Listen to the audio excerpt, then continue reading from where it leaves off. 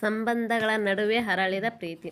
ಒಂದು ಸುಂದರವಾದ ಹಳ್ಳಿಯಲ್ಲಿ ರಮೇಶ್ ಎಂಬ ಅಣ್ಣ ಮತ್ತು ಅವನ ತಂಗಿ ಕಾವೇರಿ ವಾಸಿಸುತ್ತಿದ್ದರು. ಚಿಕ್ಕಂದಿನಿಂದಲೂ ಇಬ್ಬರು ತುಂಬ ಆತ್ಮೀಯರು. ರಮೇಶ್ ತನ್ನ ತಂಗಿಯನ್ನು ಸ್ವಂತ ಮಗಳಂತೆ ನೋಡಿಕೊಳ್ಳುತ್ತಿದ್ದ. ಕಾವೇರಿಗೂ ಅಣ್ಣನೆಂದರೆ ಅಪಾರ ಪ್ರೀತಿ ಮತ್ತು ಗೌರವ. ರಮೇಶ್ಗೆ ಮದುವೆಯಾದ ನಂತರ ಮನೆಗೆ ಲಕ್ಷ್ಮಿ ಎಂಬ ಸೊಸೆ ಬಂದಳು. ಆರಂಭದಲ್ಲಿ ಕಾವೇರಿಗೆ ಅಣ್ಣನ ಹೆಂಡತಿಯೊಂದಿಗೆ ಹೇಗೆ ಹೊಂದಿಕೊಳ್ಳಬೇಕು ಎಂಬ ಸಣ್ಣ ಭಯವಿತ್ತು. ಆದರೆ ಲಕ್ಷ್ಮಿ ತುಂಬ ಪ್ರೀತಿಯಿಂದ ಕಾವೇರಿಯನ್ನು ನೋಡಿಕೊಂಡಳು. ನೀನು ನನ್ನ ತಂಗಿಯೇ ಎಂದು ಹೇಳುತ್ತಾ ಅವಳಿಗೆ ಅಕ್ಕನ ಸ್ಥಾನವನ್ನು ನೀಡಿದಳು. ಕೆಲವು ದಿನಗಳ ನಂತರ ಕಾವೇರಿಗೆ ಲಕ್ಷ್ಮಿಯ ಮೇಲೆ ತುಂಬ ಪ್ರೀತಿ ಬೆಳೆದಿತ್ತು. ಅಣ್ಣನ ಹೆಂಡತಿ ಮತ್ತು ಬಾಮೈದನ ಸಂಬಂಧವು ಆತ್ಮೀಯವಾಯಿತು. ಲಕ್ಷ್ಮಿಗೆ ಮನೆಯ ಕೆಲಸಗಳಲ್ಲಿ ಕಾವೇರಿ ಸಹಾಯ ಮಾಡುತ್ತಿದ್ದಳು. ಕಾವೇರಿಗೆ ಯಾವುದಾದರೂ ಸಮಸ್ಯೆ ಬಂದರೆ ಲಕ್ಷ್ಮಿ ಅವಳಿಗೆ ಧೈರ್ಯ ಹೇಳುತ್ತಿದ್ದಳು. ಆದರೆ ಒಂದು ದಿನ ಮನೆಯಲ್ಲೊಂದು ಸಣ್ಣ ತಪ್ಪು ಅರ್ಥ ಉಂಟಾಯಿತು. ಕಾವೇರಿ ತನ್ನ ಅಣ್ಣನೊಂದಿಗೆ ಒಂದು ವಿಷಯದ ಬಗ್ಗೆ ಮಾತನಾಡುತ್ತಿದ್ದಾಗ ಲಕ್ಷ್ಮಿ ಅದನ್ನು ತಪ್ಪಾಗಿ ಅರ್ಥ ಮಾಡಿಕೊಂಡಳು. ತನ್ನ ಗಂಡನಿಗೆ ತಂಗಿ ಹೆಚ್ಚು ಪ್ರಭಾವ ಬೀರುತ್ತಿದ್ದಾಳೆ ಎಂದು ಅವಳಿಗೆ ಎನಿಸಿತು. ಲಕ್ಷ್ಮಿಯ ಮನಸ್ಸಿನಲ್ಲಿ ನೋವು ಮೂಡಿತು. ಅವಳು ಯಾರಿಗೂ ಏನೂ ಹೇಳದೆ ಮೌನವಾಗಿದ್ದಳು. ಕಾವೇರಿಗೂ ಅಣ್ಣನ ಹೆಂಡತಿ ತನ್ನ ಮೇಲೆ ಬೇಸರಗೊಂಡಿರುವುದು ತಿಳಿಯಿತು. ಅವಳಿಗೂ ತುಂಬ ನೋವಾಯಿತು. ಒಂದು ದಿನ ರಮೇಶ್ ಇಬ್ಬರ ನಡುವೆ ಮೌನವನ್ನು ಗಮನಿಸಿದ. ನಿಮ್ಮಿಬ್ಬರ ನಡುವೆ ಏನಾಯಿತು ಎಂದು ಕೇಳಿದ. ಇಬ್ಬರೂ ಮೊದಲಿಗೆ ಮಾತನಾಡಲು ಹಿಂಜರಿದರು. ಕೊನೆಗೆ ಲಕ್ಷ್ಮಿ ತನ್ನ ಮನಸ್ಸಿನ ನೋವನ್ನು ಹೇಳಿಕೊಂಡಳು. ಕಾವೇರಿಯು ಕಣ್ಣೀರಿನಿಂದ ಹತ್ತಿಗೆ, ನಾನು ನಿಮ್ಮ ಸಂಸಾರದಲ್ಲಿ ಹಸ್ತಕ್ಷೇಪ ಮಾಡಲು ಎಂದಿಗೂ ಬಯಸುವುದಿಲ್ಲ. ನೀವು ನನ್ನ ಅಣ್ಣನ ಹೆಂಡತಿ ಮಾತ್ರವಲ್ಲ, ನನಗೆ ಅಕ್ಕನಂತವರು ಎಂದು ಹೇಳಿದಳು. ಆ ಮಾತು ಕೇಳಿದ ಲಕ್ಷ್ಮಿಯ ಕಣ್ಣುಗಳಲ್ಲಿ ನೀರು ತುಂಬಿತು. ಅವಳು ಕಾವೇರಿಯನ್ನು ಅಪ್ಪಿಕೊಂಡು, ನನ್ನ ಮನಸ್ಸಿನಲ್ಲಿ ತಪ್ಪು ಭಾವನೆ ಬಂದಿತು.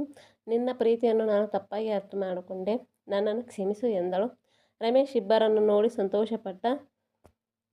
ಸಂಬಂಧಗಳಲ್ಲಿ ಸಣ್ಣ ತಪ್ಪು ಅರ್ಥಗಳು ಬರಬಹುದು, ಆದರೆ ನಾವು ಮಾತನಾಡಿ ಪರಿಹರಿಸಿಕೊಂಡರೆ ಸಂಬಂಧಗಳು ಇನ್ನಷ್ಟು ಗಟ್ಟಿಯಾಗುತ್ತವೆ ಎಂದನು.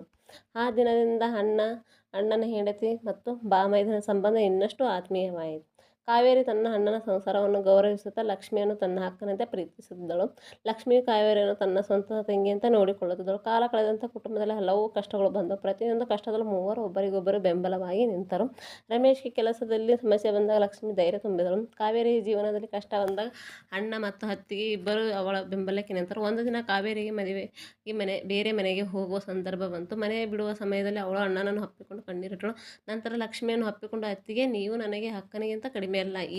ಈ ಮನೆಯ ಪ್ರೀತಿಯನ್ನು ನಾನು ಎಂದಿಗೂ ಮರೆಯುವುದಿಲ್ಲ ಎಂದಳು. ಲಕ್ಷ್ಮಿಯ ಕಣ್ಣಲ್ಲಿ ನೀರು ತುಂಬಿತು. ನೀನು ನಮ್ಮ ಮನೆಯ ತಂಗಿ ಮಾತ್ರವಲ್ಲ, ನಮ್ಮ ಕುಟುಂಬದ ಒಂದು ಭಾಗ. ನಿನ್ನ ಸಂತೋಷವೇ ನಮಗೆ ಮುಖ್ಯ ಎಂದ.